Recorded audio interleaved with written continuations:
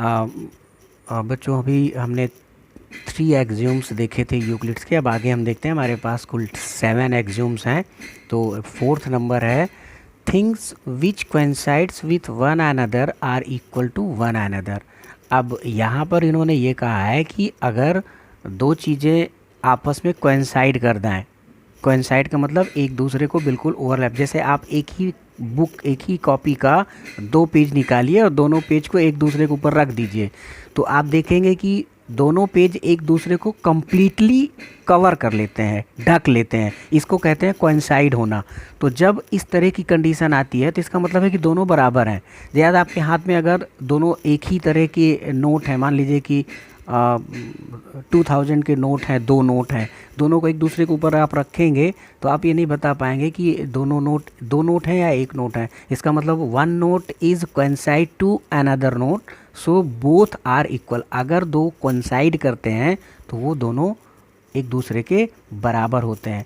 The whole is greater than the part. 5वें number पर है कि जो होल होता है वो ग्रेटर देन द पार्ट होता है। जैसे मान लीजिए कि एक पेज आपने लिया और उस एक पेज के 2 टुकड़े कर दिए, तो how many parts in the page? 2 parts.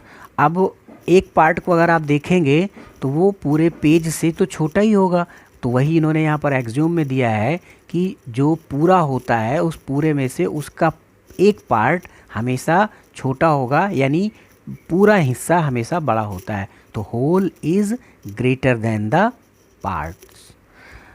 6 है, things which are double of the same things are equal to one another.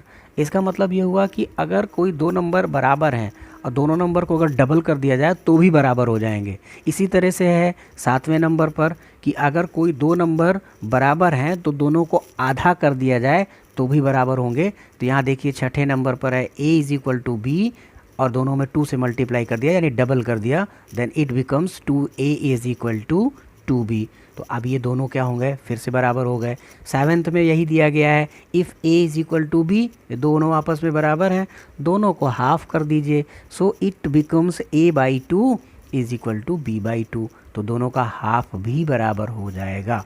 तो कुछ इस तरह से इसके एक्सियोम्स हैं। इन एक्सियोम्स को आपको याद रखना है। ओके।